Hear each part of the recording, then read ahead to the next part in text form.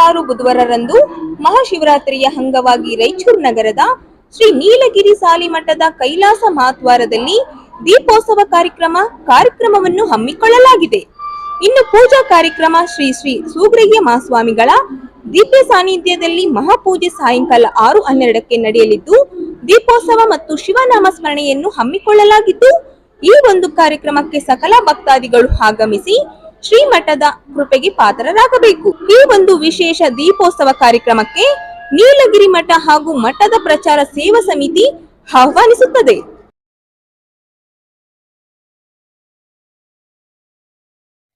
12ನೇ ಶತಮಾನದಲ್ಲಿ ದುರ್ಬಲ, ಶೋಷಣೆ, ಜಾತೀಯತೆ, ಮೇಲು ಕೀಳು, ತಾರತಮ್ಯ, ಅಸ್ಪೃಶ್ಯತೆ, ಮೂಢನಂಬಿಕೆಗಳ ಸೃಷ್ಟಿ, ಶಿಕ್ಷಣದಲ್ಲಿ ಅವಕಾಶ ವಂಚನೆ ಹೀಗೆ ಅನೇಕ ಸಾಮಾಜಿಕ ಅಸಮಾನತೆಯಿಂದ ಜನರು ತುಳಿತಕ್ಕೊಳಗಾಗಿದ್ದರು.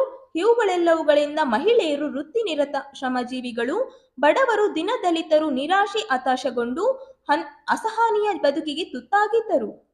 ಸರ್ವರಿಗೂ ಸಮಪಾಲು ಸಮಬಾಳು ಒದಗಿಸಲು ಬಸವ ಮಾಚಿದೇವಾದಿ ಶರಣರು ಸಾಮಾಜಿಕ ಕ್ರಾಂತಿಯನ್ನೇ ಕೈಗೊಂಡರು.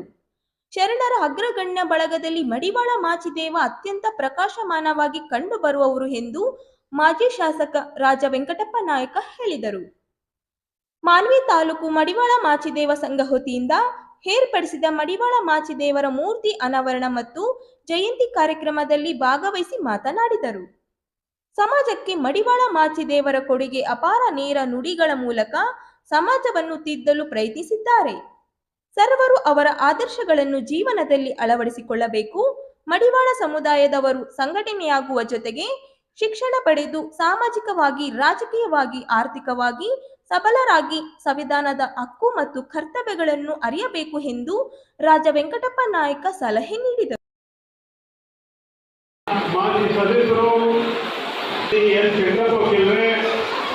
ಈ ಕಾರ್ಯಕ್ರಮದಲ್ಲಿ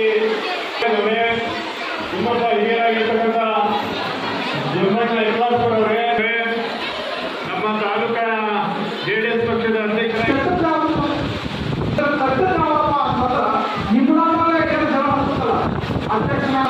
ಇದು ಸಮಾಜದ ಕೆಲಸ ಅಂತಂದ್ರ ನಮ್ಮ ಕರೀಲಿಲ್ಲ, ನಿನ್ನ ಕರೀಲಿಲ್ಲ ಅಂತ ಅನ್ಕೋಬಾರ್ದು. ಸಮಾಜ ಅವ್ರು ಹೇಳೋಣ ನಾವು ಬರಬೇಕು. ಅದನ್ನು ಹೊರತು ನಿಮ್ಮಲ್ಲೇ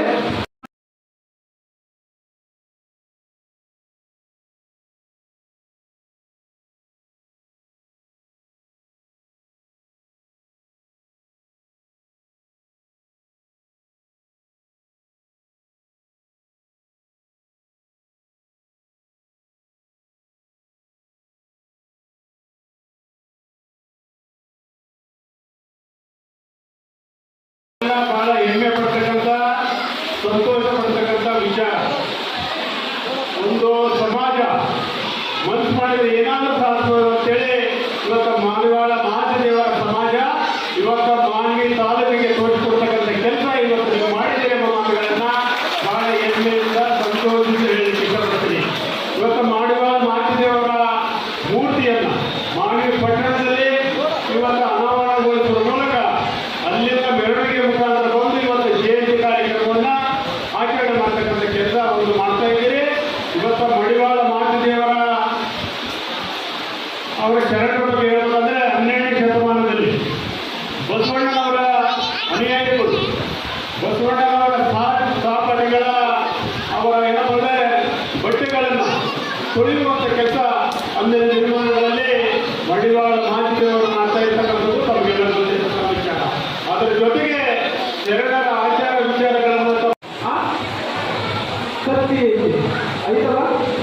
12ನೇ ಶತಮಾನದಲ್ಲಿ ಬಸವಣ್ಣನ ಕಾಲದಲ್ಲಿ ಅದಕ್ಕೆ ಹೇಳಿದ್ರು, ಕಾಸಿ ಕಂಬಾರನಾದ, ಬೀಸಿ ಮಡಿವಾಳನ, ಹಾಸಲಿಗೆ ಸಾಲಿಯನಾದ, ವೇದವ ನೋಡಿ ಹಾಡುವನಾದ ಅಂತ ಹೇಳೋ ತಾತ್ಪರ್ಯ ಇಷ್ಟೇ. 12ನೇ ಶತಮಾನದಲ್ಲಿ ಮಡಿವಾಳ ಮಾಚಿದೇವರ ಕಾರ್ಯ ಏನಾಗಿತ್ತು ಅಂತಂದ್ರೆ ಎಲ್ಲ ಶರಣರ ವಸ್ತ್ರಗಳನ್ನ ಶುಚಿಗೊಳಿಸೋದು. ಎಷ್ಟು ಅವರು ಆ ಕಾಯಕದಲ್ಲಿ ತಮ್ಮ ನಿಷ್ಠೆ ಮತ್ತು ಪ್ರಾಮುಖ್ಯತೆ ಹೆಚ್ಚಿದ್ರು ಮಾಚಿದೇವರು ತಾವೆಲ್ಲ ಬಟ್ಟೆಯನ್ನು ಶುಚಿಗೊಳಿಸಿ, ಮಡಿಗೊಳಿಸಿ, ಶುದ್ಧ ಮಾಡಿದ ಮೇಲೆ ಅದ್ರ ಮೇಲೆ ತಮ್ಮ ಕತ್ತೆ ನಡೆಸಿದ್ರು. ತಮಗೇನು ಕಾಣಿಸ್ತಲ್ಲ ಕತ್ತಿ ಅಂದ್ರೆ ಪ್ರತಿಯೊಬ್ಬ ಶರಣರ ಬಟ್ಟೆಯನ್ನು ಯಾರಾದ್ರೂ ಮೈಲಿನ ಮಾಡಿದ್ರೆ ಅವ್ರಿಗೆ ಸ್ವತಃ ಮರಣದಂಡನೆ ಶಿಕ್ಷೆ ಕೊಡ್ತಾರೆ. ನಮ್ಮ ಕತ್ತಿ ಮಡಿವಾಳ ಮಾಚಿದೇವರು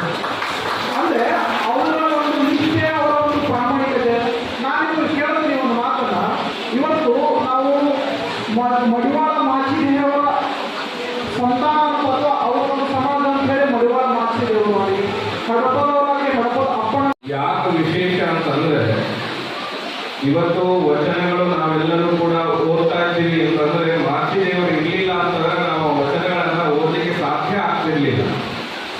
ಚನ್ನಬಸವಣ್ಣವರ ಜೊತೆಗೂಡಿ ವಚನಗಳನ್ನೆಲ್ಲವನ್ನ ಸಂಗ್ರಹಿಸಿ ಒಳಗೆ ಹೋಗ್ತಾರೆ ಮಾಚಿದೇವರು. ಅದನ್ನ ಸಂರಕ್ಷಣೆ ಮಾಡ್ತಾರೆ. ಬಿಜ್ಜಳನ ಹತ್ಯೆ ಆದಾಗ ದೊಡ್ಡ ಕ್ರಾಂತಿ ಆಗ್ತದೆ ಕಲ್ಯಾಣದಾಗ. ಎಲ್ಲ ವಚನಗಳನ್ನ ಎಷ್ಟೋ ಸಾವಿರ ವಚನ ಕಟ್ಟೆಗಳನ್ನ ಸುಡಲಾಗೂ ಕೂಡ ಓದಲಿಕ್ಕೆ ಸಿಗಬಾರದು ಹಾಗೆ ತಿಳ್ಕೊಂಡು ಅದನ್ನ ಭಸ್ಮ ಮಾಡಲಿಕ್ಕೆ ಅಣಿ ಆಗ್ತಾರೆ. ಆದ್ರೆ ಈ ವಚನಗಳನ್ನ ಉಳಿಸಬೇಕು, ಮುಂದಿನ ಪೀಳಿಗೆಗೆ ಇದರ ಸದುಪಯೋಗ ಆಗಬೇಕು ಅನ್ನೋ ಕಾರಣಕ್ಕೋಸ್ಕರ ಮಾಚಿದೇವರು ಕಟ್ಟಿ ನಿಂತ್ಕೊಳ್ತಾರೆ.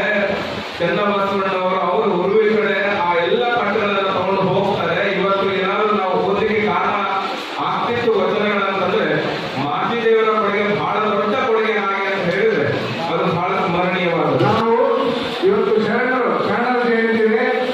ಶರಣರಿಗೆ ನಾವು ಮಾಡಬೇಕು ಅಂದ್ರೆ ಯೋಗ ಜೀವನ. ಯೋಗ ಜೀವನ ಅಂದ್ರೆ ಏನು?